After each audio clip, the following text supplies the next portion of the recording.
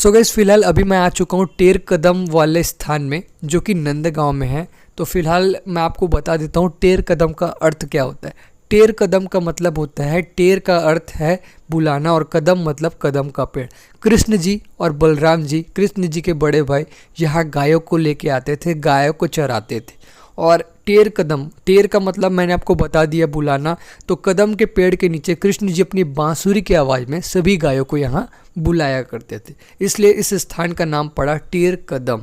और मैं आपको बता दूं, यहाँ जो है आप परिक्रमा कर सकते हैं और कृष्ण जी और बलराम जी के आप दर्शन कीजिए सबसे पहले। और मैं आपको कहूँगा कि यहाँ जो है भीड़ बहुत ही ज़्यादा होती है, लेकिन अभी फ़िलहाल भीड़ आपको दिखाई नहीं देगी।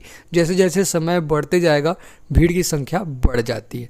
तो यहाँ पेड़ के नीचे मोर आपको दिखाई देंगे और तोते दिखाई देंगे। बहुत ही ज़्यादा मात्रा में यहाँ तोते और मोर के दर्शन आपको यहाँ होने वाला है। यहाँ के बहुत सारे कथाएं जो है फेमस है, प्रसिद्ध है, उसके बारे में मैं आपको आगे चल के बताऊंगा।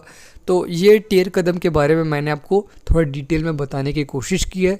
इसके अलावा एक बहुत ही ज़्यादा फेमस संत थे और उनके शिष्य थे। संत को बहुत ही ज़्यादा मन लगा कि वो खीर खा सके। उन्होंने अपने शिष्य को आदेश दिया और संत के कहने में शिष्य जाके देखता है कि मेरे पास आवश्यक सामग्री है या नहीं। तो वहाँ उनको पता चलता है कि शक्कर और चावल की ज़रूरत होती है, तो जो शक्कर है वो नहीं था। और शिष्य देखता है, संत आदेश करके वो चले जाता है भगवान के कीर्तन करने के लिए, कृष्ण जी के कीर्तन करने के लिए। और वो सोच में पड़ जाता है शिष्य कि क्या करूं। तभी एक नारी आती है और वहाँ से वो शक्कर और जो चावल होता है वो उनको दे देती है। और वो देखकर वो जो शिष्य है वो खुश हो जाता है और वो खीर बना के दे देता है। फिर संत उस खीर को खाता है, फिर बताता है कि आज तो इस खीर का जो स्वाद है बहुत ही ज़्यादा स्वादिष्ट है। तो ये कैसे बना, तो शिष्य बताता है कि हमारे पास आवश्यक सामग्री जो शक्कर है वो नहीं था। फिर उनके शिष्य बताते हैं कि एक महिला आके उनको शक्कर और चावल भेंट करके गई, तब जाके उसने ये खीर बनाया।